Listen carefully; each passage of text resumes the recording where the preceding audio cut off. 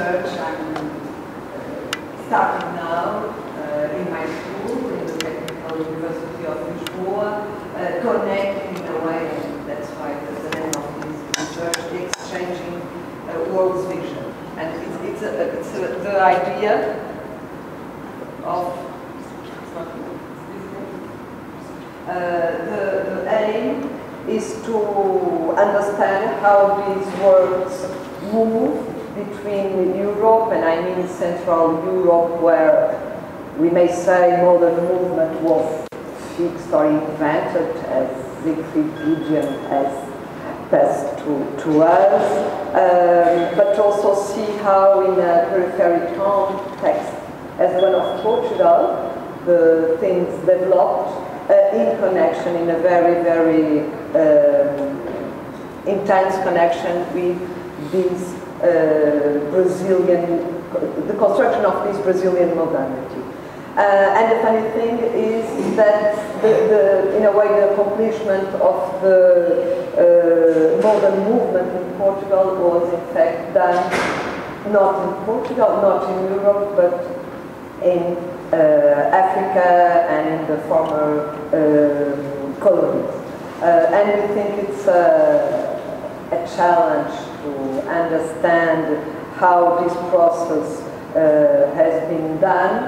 And the fact is that we know that at the moment it's really a heritage, we may say, in danger, because almost these African-speaking countries, the powers really think in a way that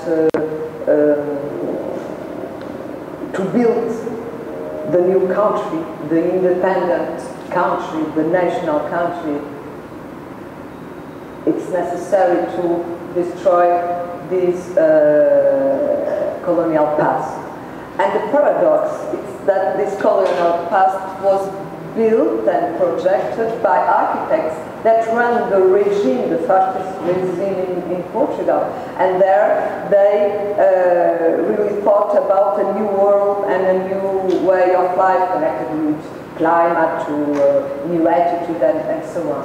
And we know that there's a kind of what we may call sustainable architecture with very special devices that have been invented there because there were no such know-how or technology and so on.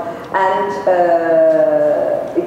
we think that it's really useful for contemporary architecture, for contemporary planning, to look at this universe of buildings and of cities.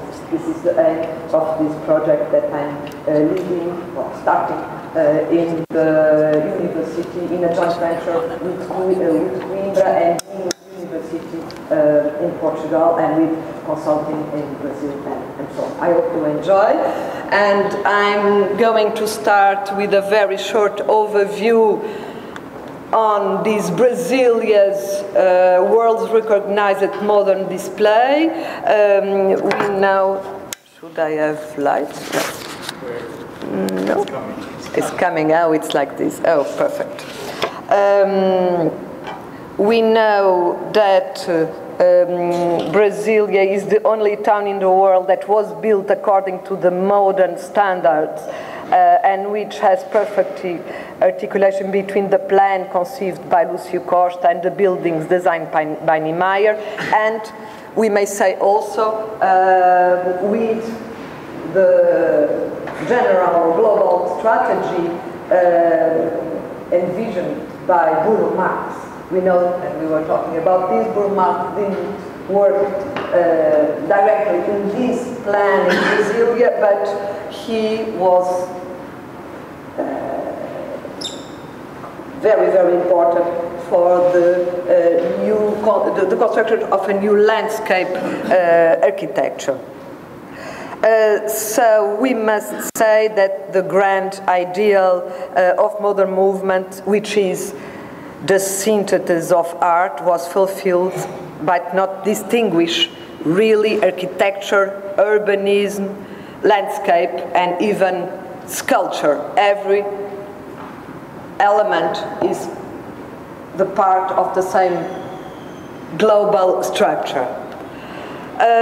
We know that Costa, he, as we know, is the key of this process. He understood the need to rescue Brazil's heritage. And in fact, he and his plan was grant the honor of having his cutting-edge plan classified as a national heritage. This is something completely new in the world. At the time that they begin to build the city, it's a work in progress heritage classification. It's something that it will only possible in Brazil, I think. But it's funny, it's not the buildings that are classified, but it's the plan. And it was au fur et à mesure, at the same time that it has been built. And we are going to see how these modern architects get so much power to have their new constructions classified. Brazilia was indeed the first urban plan in the world to be classified even before it was fully implemented. Furthermore, Costa implemented an extraordinary invention, the superquadra. This repeatable housing schema was in fact one of the most accomplished achievements, as it fulfilled the social housing issue in a remarkable way. As we know, the neighborhoods units were took in Brasilia in a very upgrade way, connecting really green space, free space with a great amount of generosity, and this is really something that we may think nowadays like a luxury in a city, to have such to live in such a fantastic and green garden. In Brasilia, Niemeyer managed to consolidate the architectural language that he had been experimenting in previous projects by adapting his ideas and applying his approach on a much larger scale. As a result, he managed to conceive light structures that seemed to float. The opening of Brazilia was celebrated as something far greater than a simple construction of a new capital. There was a sense of pride amongst all Brazilian people as the new town aimed at providing a better future and progress overall.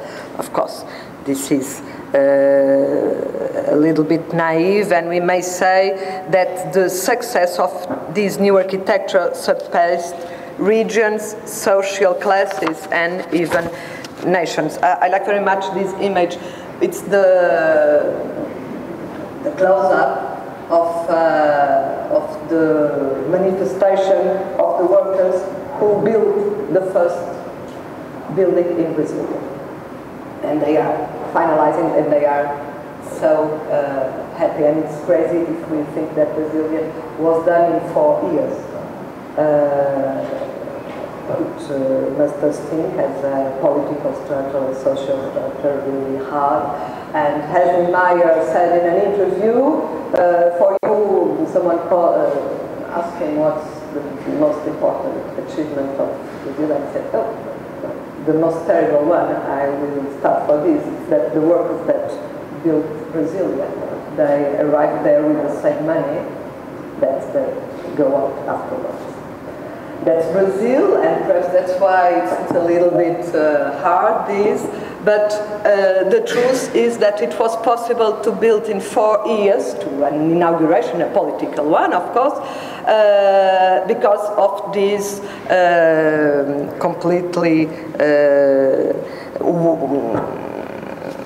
public and universal work. Everyone embraced the modern architectural language, upper-class people, constructors, and even humble workers. By achieving this, the architectural modern language was consolidated as it applied new concepts patterns and devices. Open urban spaces, free structures, independent facades, devices created in order to control the natural heat and excessive light of a tropical place. This idea of space as global public issue, and finally the proof that it was possible to build a new monumentality using systems from classic architecture, I may say, the water plants, the water surfaces that we have in Versailles, for example, in the castle, the palace, putting everything in a new and modern and in a monumental way. But as we know, this way to Brazilia took about 20 years of construction of an idea and of a kind of a Brazilian concept of modern architecture. We may say that Lúcio Costa, as we know, a key personage in this process, was aware that modern architecture was a powerful means to foster a national identity.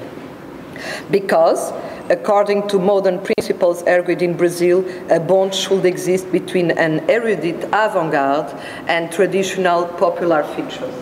We may say, if we think about music, that bossa nova in a way is that.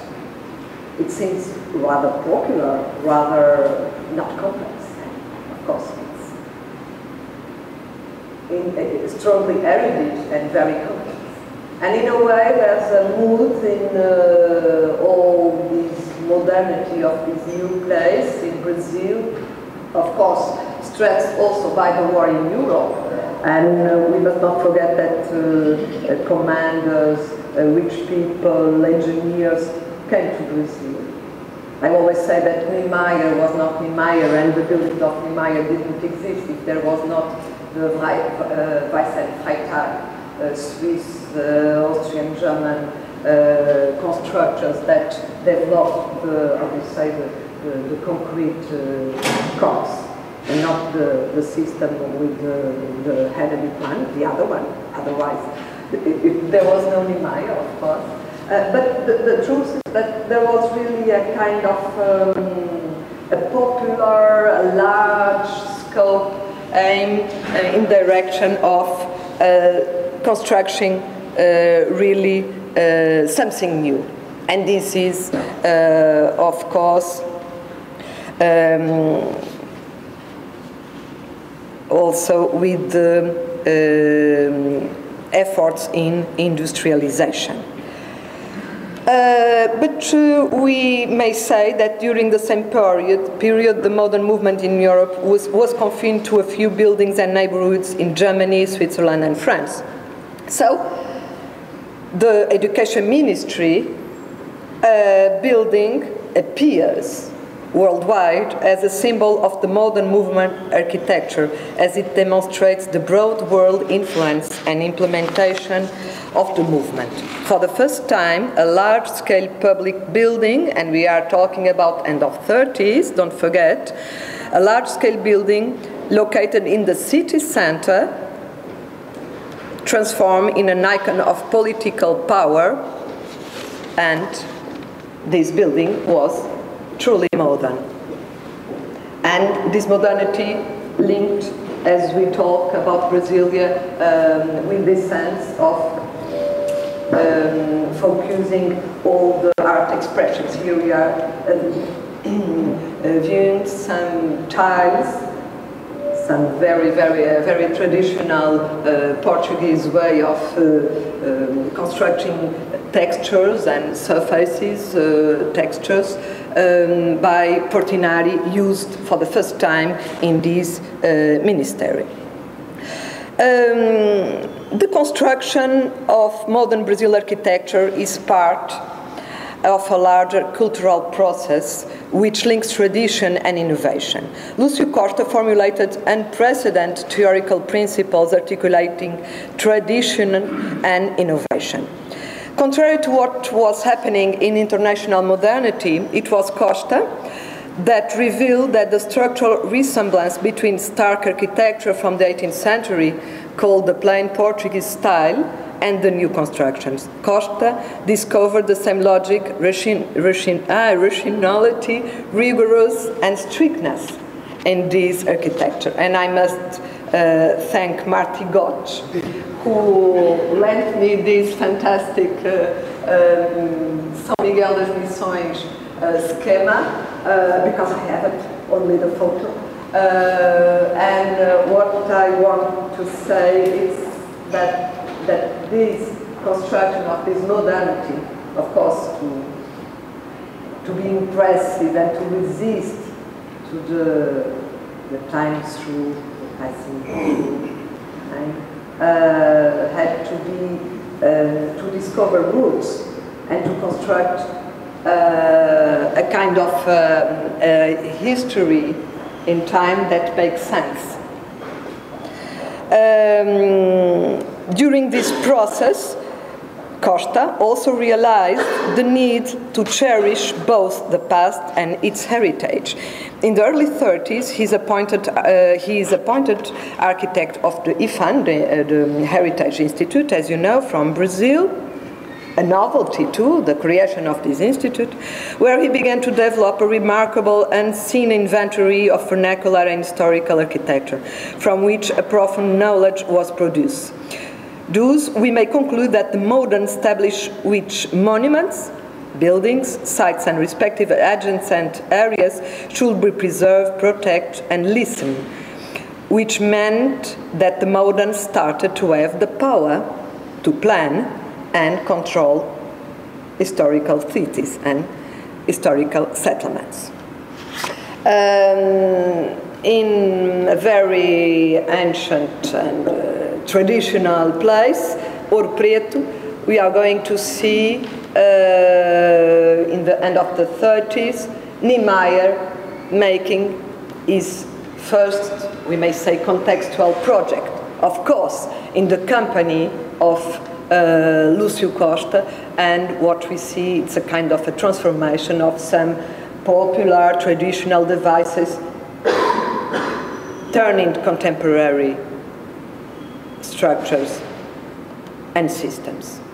Very old, this kind of devices to make shadow, to let the air pass and to make fresh, all of these tropical devices were, we may say, updated or invented. But there are other important points than this connection with a kind of past. One, of course, is the World Fair in New York '39, where this Brazilian production was in a way shown to the great world in New York. And we may see that Costa and Niemeyer anticipated here future trends. The free use of the ramp, volumes, flexibility, isolation protection with fixed devices, the use of the curve as an architectonic expressive element, the known distinction between internal and external spaces. It is then safe to state that a proper Brazilian architecture language began with this project. And also, we must add that due to the good neighborhood policy from United States government policy, an effort was made to promote cultural events that will bond both Brazilian and American cultures. And Brazil Builds is, of course, impressive action in this scope. And the funny thing is that, as you know, with these Costa ideas, the presentation of Brazil, that without perhaps this previous work should be only contemporary Brazil architecture. It was the aim of the Americans. They wanted to see this new contemporary Brazilian architecture. And the fact is that Godwin and Killer Smith, they make a trip about 6 months in Brazil, in the inner Brazil, seeing this old architecture. And it's amazing to see that the title is New and Old and not Modern and Antique.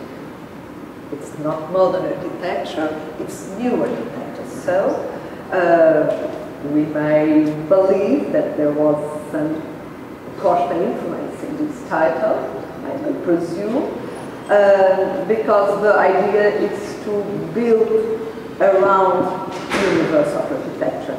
Old and new, not modern. There's not the cut and the radical table rase of the European. So, let's hurry up to don't be very, very boring.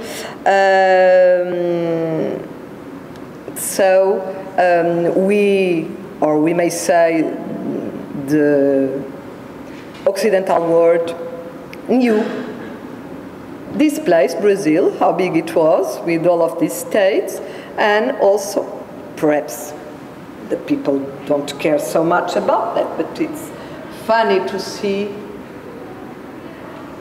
representing buildings like this, so simple, so rational, so functional, that till then they were not a part of the history of architecture. Mostly this kind of Baroque, and this is a connection with some Portuguese. So we have New York, we have Brazil Builds, we know exhibition and book, and we have another important fact, which is Pampulha, where the new governor, Kubitschek, built a kind of very rich and nice neighborhood called Pampulha in Belo Horizonte, and asked Niemeyer to do the projects of the most of the public equipments. I will pass quickly if you don't mind. And here we see really Niemeyer constructing a new aesthetic language that could symbolize the Brazil technical autonomy and became an exemplar direction of the country's development. The new language was created due to the coherent use of new technologies and the unlimited use of his creative imagination. So, and finally, fourth point, I may say that at the same time, social housing and heritage preservation are introduced and new issues stressing architects' social responsibilities. Besides being more formally challenging, modern movement architecture was a means to simplify and create mass housing by dealing with the need and demand of a large number of low-class people. In turn, it aimed at providing a better future and a progress overall. And I may say that this Afonso Wright Pedregulho complex is an example. So, I want to introduce you how this new Brazilian production was received in Portugal in a very, very hard, in political terms, speaking context, where there was really, at the time, a policy from the power to have another kind of architecture, an architecture that, since the end of the 30s, should be really with this fascist aspect. And there was really a great fight between architects and the power, and something really hard sometimes. And we may believe that the discovery of this Brazilian architecture was really an enlightenment for everybody. And we may say that, like in Brazil, and curiously sharing the same past, history began to be rescued with modern values. In this article, Coelho do Amaral, an architect from the new generation, suggested to support the work being developed by Lúcio Costa under the FAN, which will turn out to be implemented on the following decade with the active and vigorous support of modern architects in search of a regional Portuguese architecture.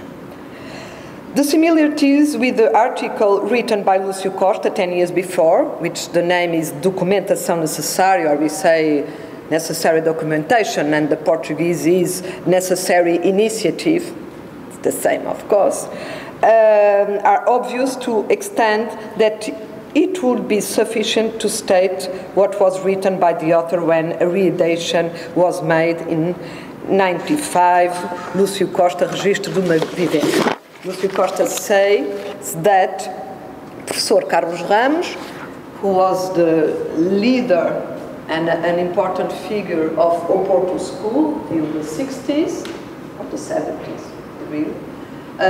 Here we see Lúcio Costa, Fernando Távora, the daughter of Costa, and Lúcio Costa says or affirms that Carlos Ramos, the professor of Oporto University, declared that the book called Popular Architecture in Portugal was devised based on this article. His, of course, necessary documentation. Meanwhile, we know that Brazil builds present to the world this fantastic new architecture. And by a coincidence, this is the time when the Portuguese architects finally discovered the example and the virtues of the plan, the Enlightenment plan of the 18th century. The Enlightenment plan was made by the same engineers that make São Miguel das Missões, that make all the colonial cities.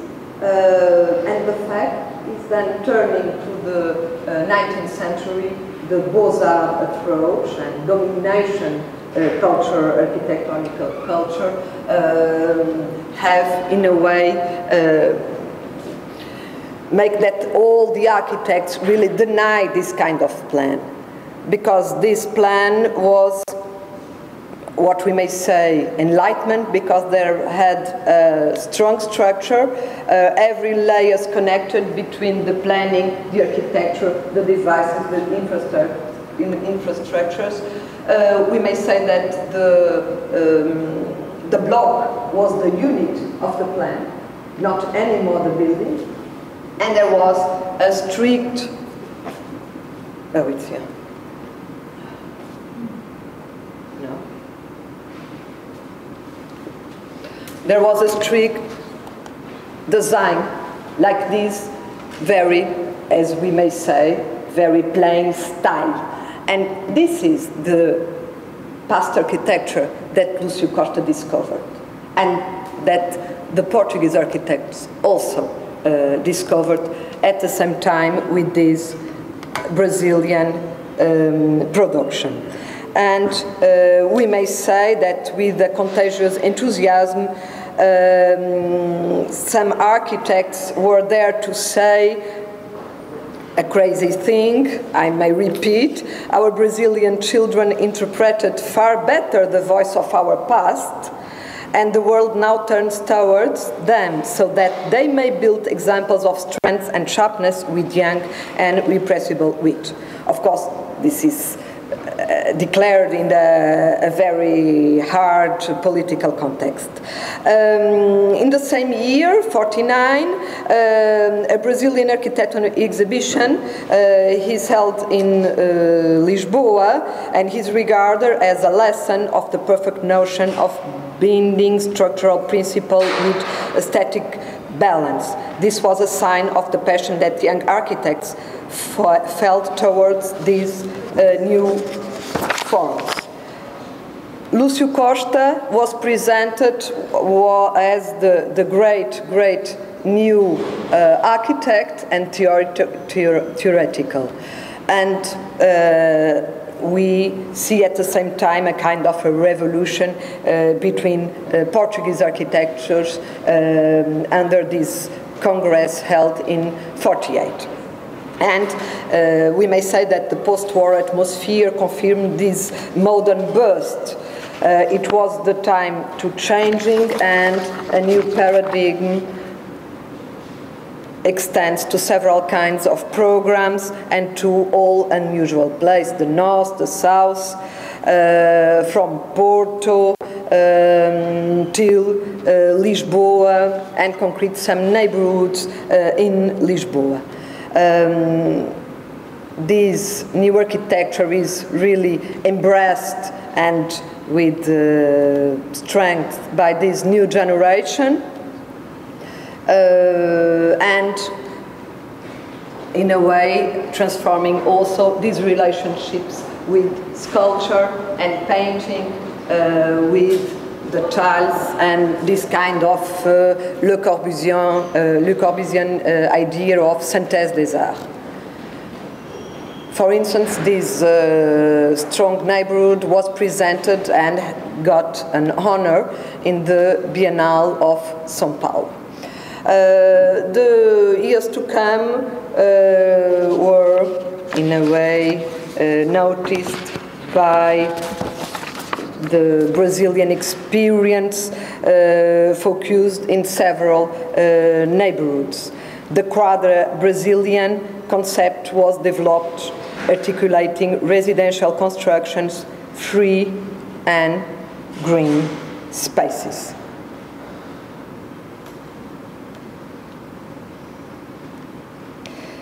Lúcio Costa is published all around, and Burle Marx is credited as the mentor of modern landscaping.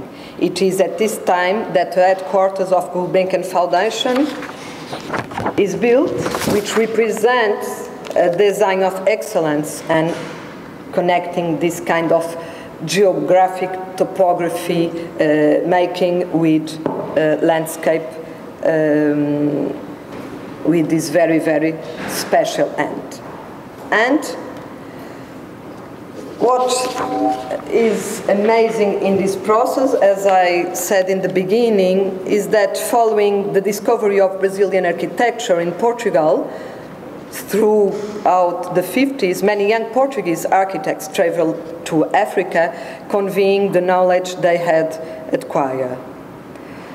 For them, going to work in Africa meant working in a new world where architectonical expression could be implemented more freely than in the old metropolis, where public powers generally prohibit modern architecture.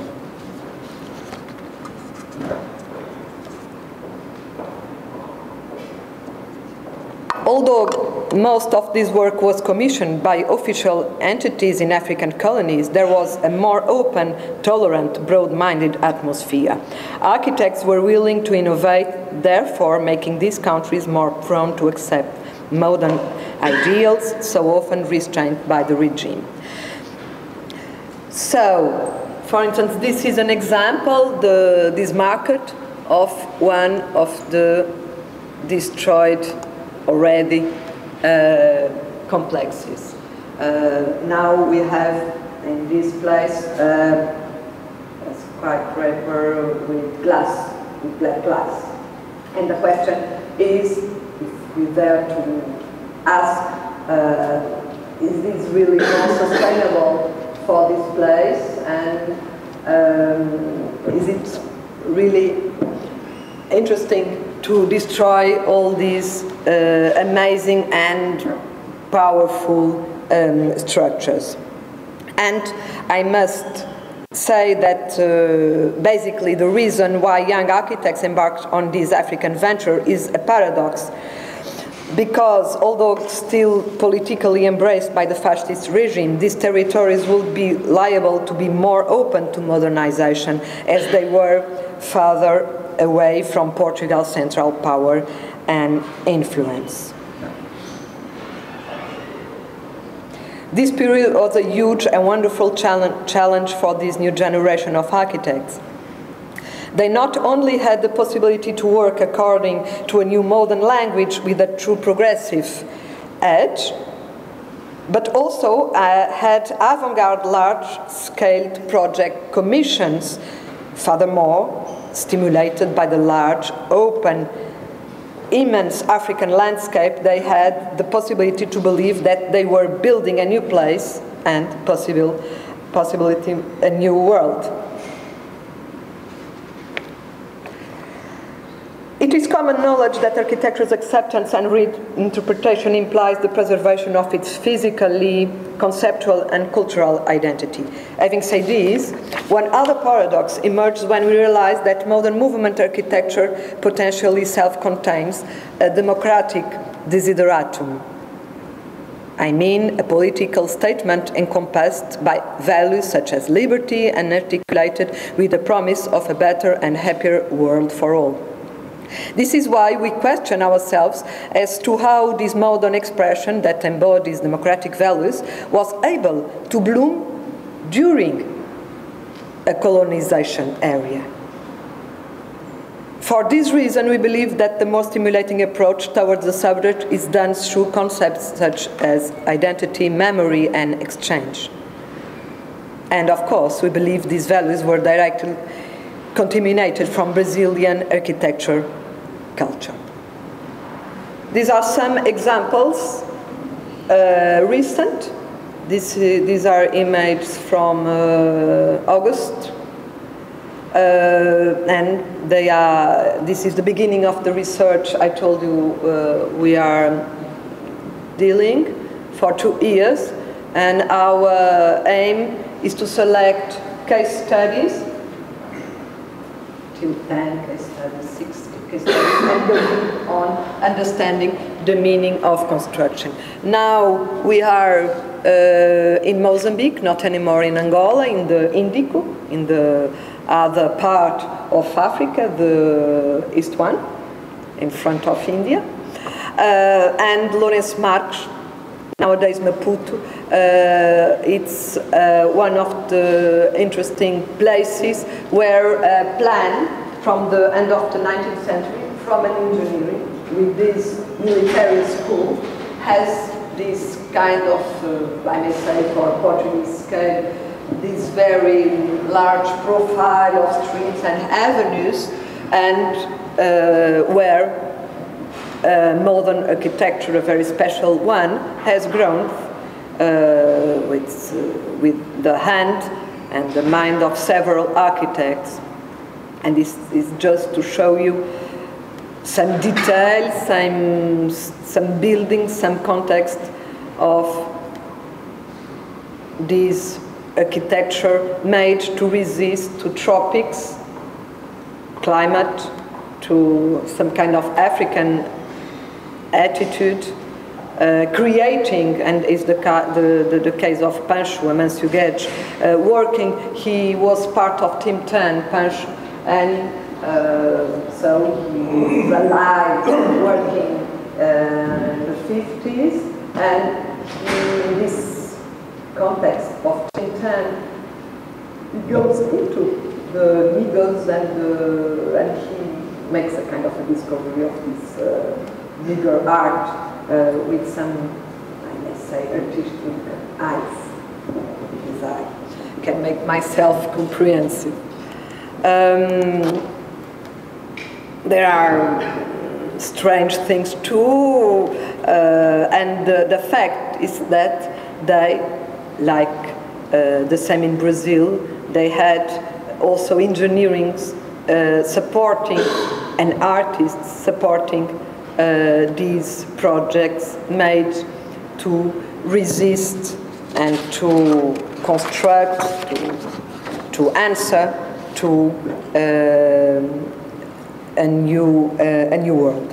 What was proposed by the young generation of architects was a new stimulating search for happiness. and I may say a fresh life in these tropics, a life where the community search for cool spots, shades, and especially wish to live away from the violent prejudice and restraints that were dominant in Portugal at the time. This is why today, even after the dreadful wars that have devastated this place, we still perceive a powerful architecture and urbanism that make us think about the great vision and cultural exchange that these places embody. Thank you so much, and I'm sorry to go so quickly, but I had this prepared for 1 hour and a half. Unfortunately, Farid asked me to do it in 40 minutes, and I was quite able to do it. Thank you so much.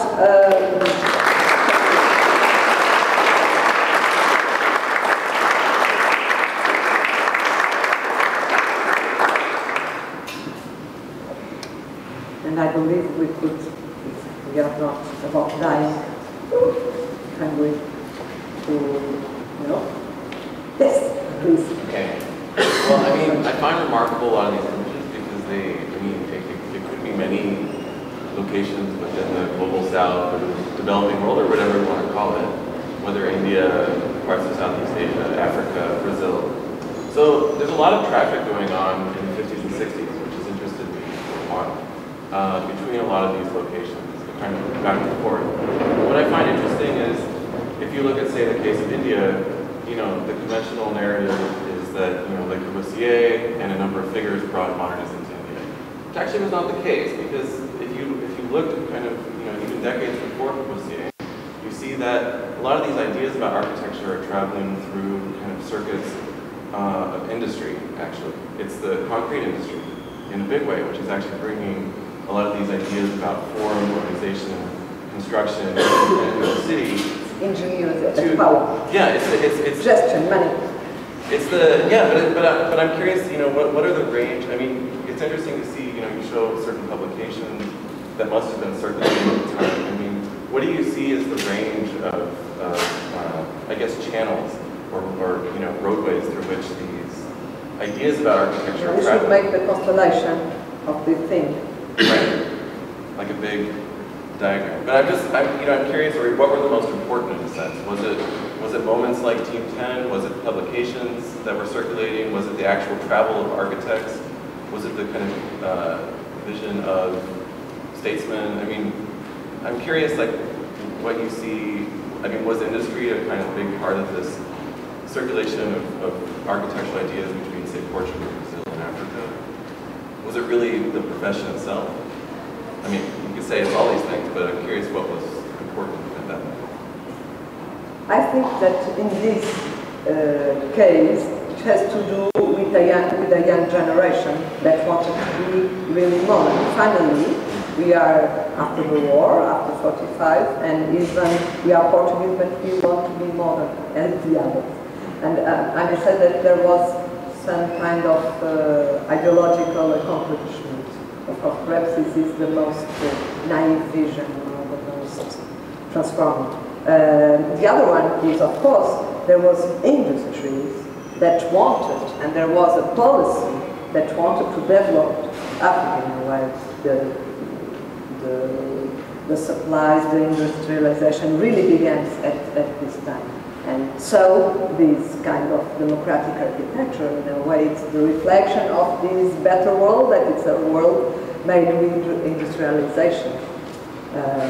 Of course, books and magazines, I think, they were really, really most important than the real truth. It's amazing when I study deeply some architects and I don't understand. Oh, you never went to Brazil? Oh, you never saw the Unité de Marseille? It's amazing. And in a way it's amazing because the inspiration was very 2D, 2D dimensions, very photographic. And that's why this image was so important. I saw it.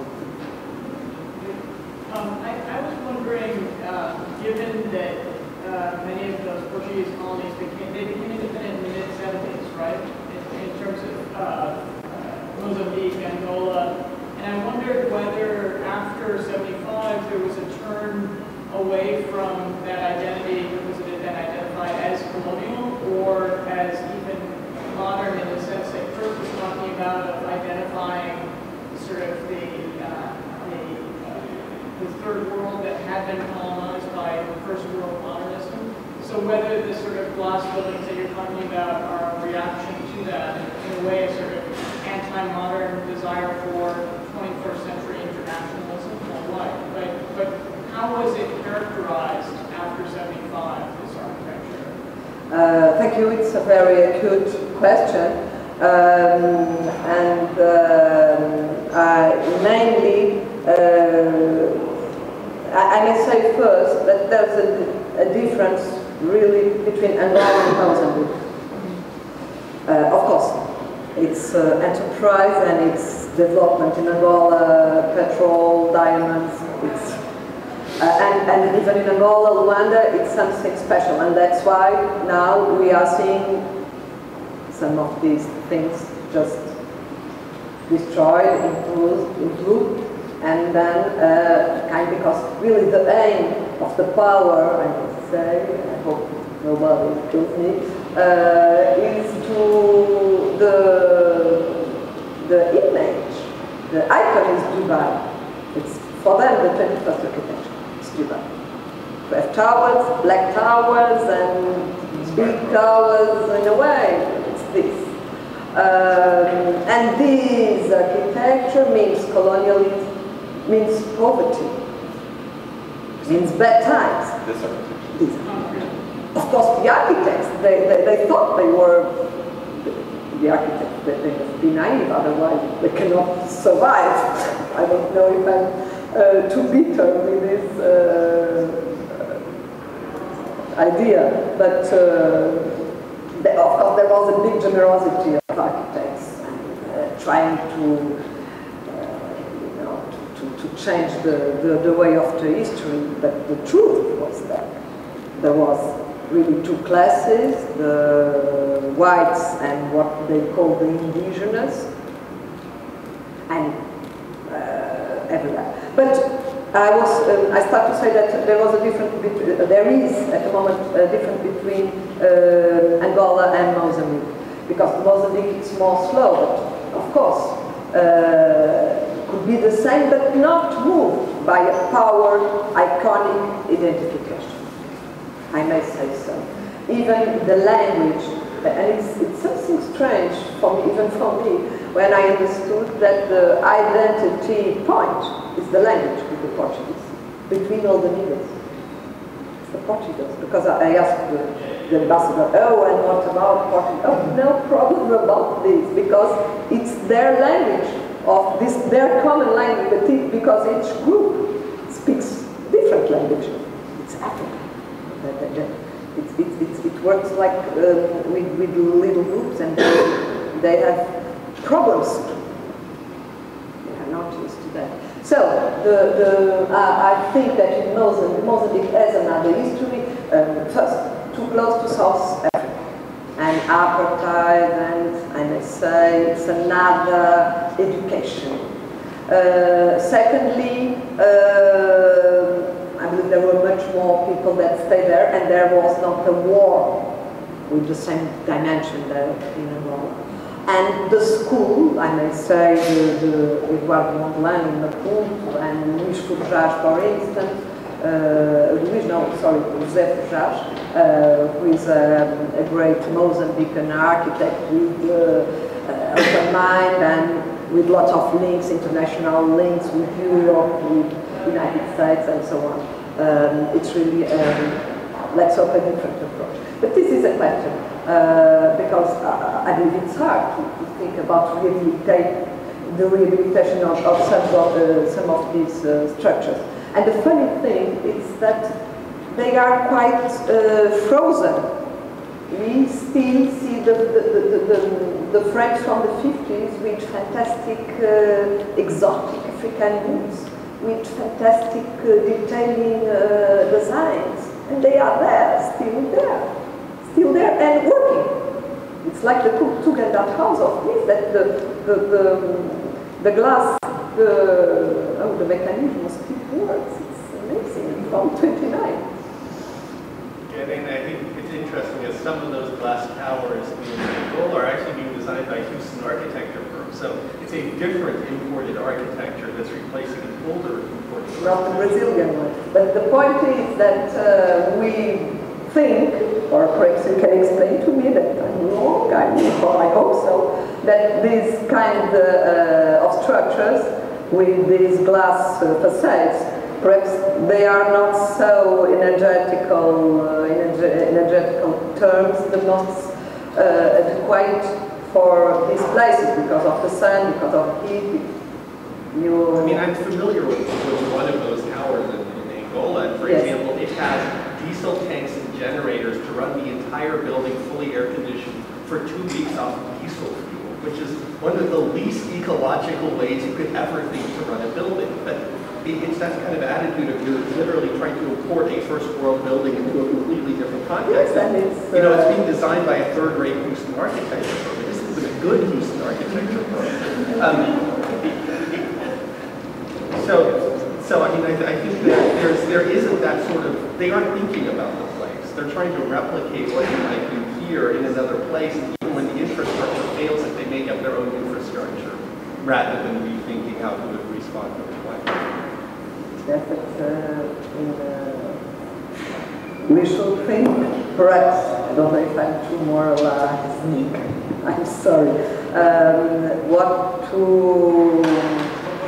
because, of course, it's understandable that they want to import the most up-to-date thing, and perhaps it is these glass towers.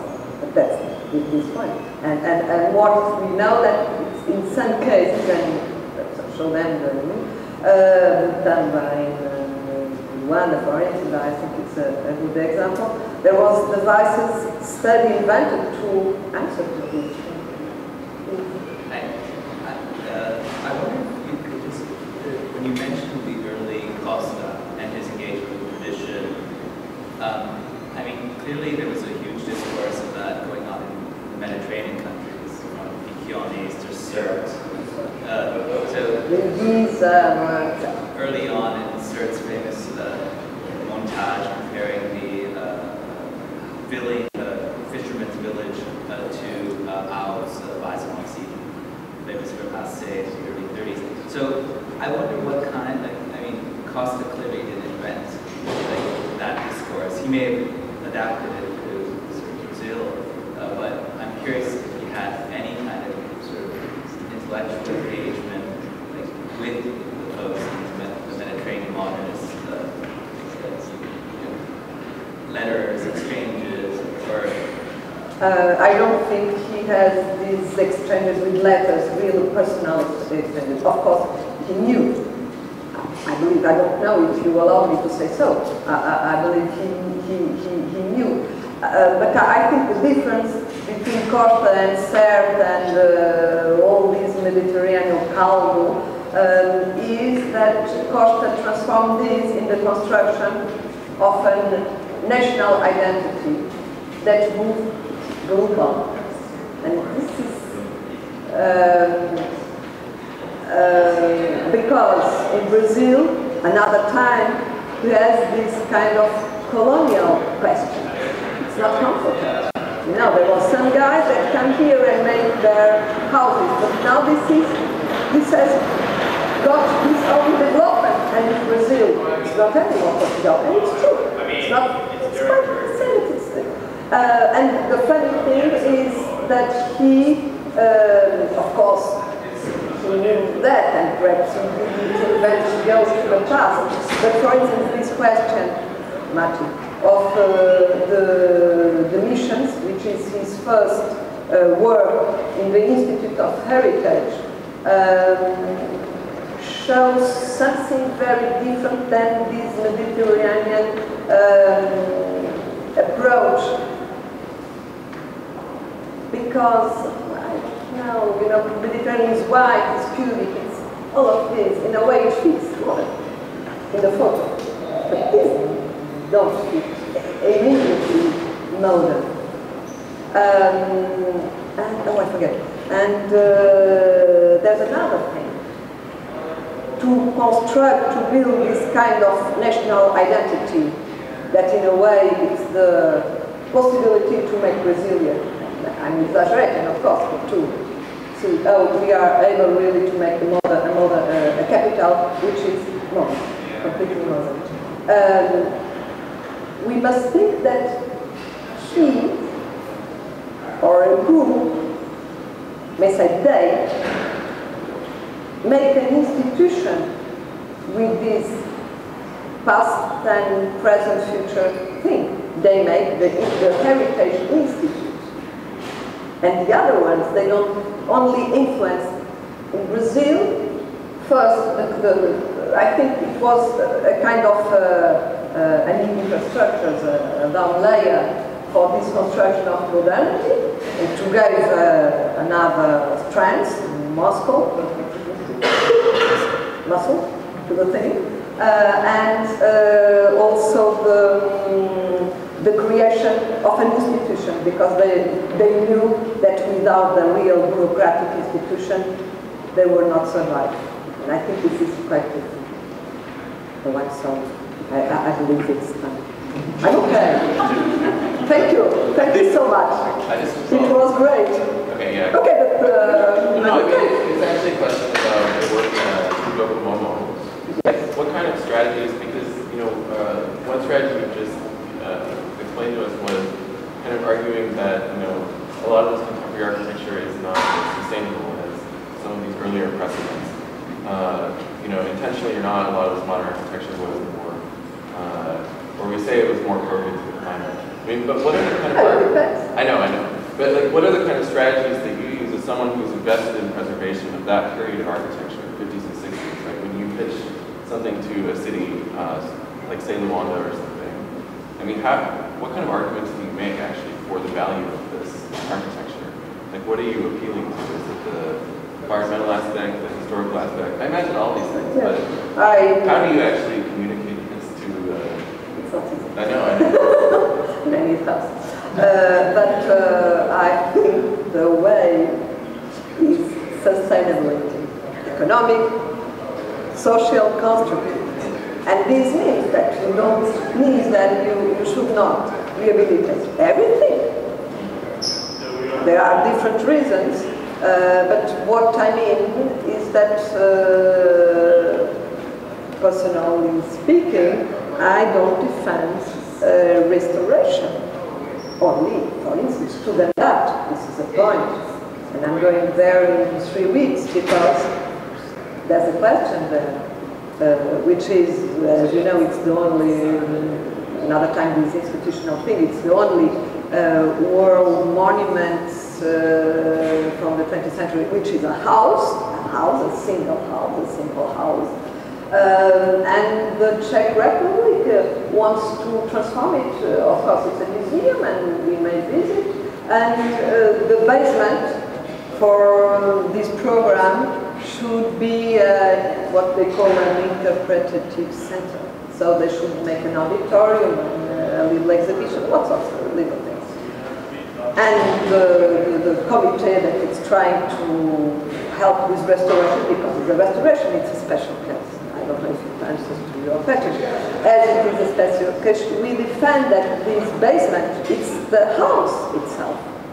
It's the place of the thing to come down the glasses, it's the air conditioner system, it's lots of things. It's not to be used in another way. But this question, it's very difficult to answer, and it's a little bit theoretical, I may say,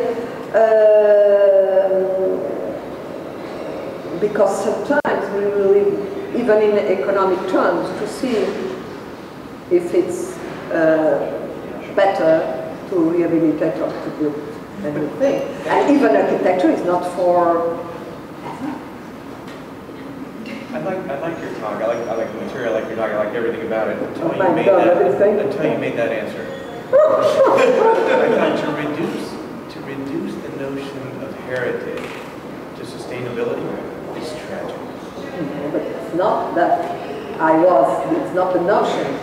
It's the idea that to justify to enterprises to governments like this one, the African one. Yeah, but I would argue that the whole... Perhaps I was not clear. Now, let me tell you. I'm making this research project in my university, and the aim is rehabilitation. The aim. But the whole reason for being of that architecture, one of the things I find interesting in your talk is the difference between heritage and civilization. So it's true, I really like the idea, it's a beautiful framing of the problem, which is that heritage is produced instantly. It's a great way to look at that work, I think. However, heritage, the instant heritage model that you articulated, I think it was great. But I would say, Portugal and Brazil. yes. But I would say that it sort of requires a qualification of the other European or other project in modernism, which is the production of civilization. So one way to look at it would be civilization looks forward, heritage looks backward. But in any case, I like your model. Civilization goes Forward. And heritage looks back. No. Good, that's a good That's answer. not the idea. But in any case, I still get very nervous about the idea that you can't make an argument to sustain these kinds of architectures through the notion of either heritage or civilization, and it gets reduced to sustainability. It's not reduced to civilization. Of course, it's not reduced. It's not reduced. When I think that sustainability is important, it's a way to justify in financial terms when the other support the other question. For instance, I'm Portuguese. I'm making, sorry, let me talk till the end and then you talk. I'm making a research on Mozambique when we are studying, detailing and building that is very important, and we have all the details and a process to make the rehabilitation. I must go to the Mozambique powers with some subtle approach. I understand You that. understand I that? that. It's not because, of course, the first step is heritage. We're in a different context. We're at the university, and I took the question to be bigger. And so, if we were the financial cabinet here, I would be okay with your answer. I understand it as a strategy. No, it's to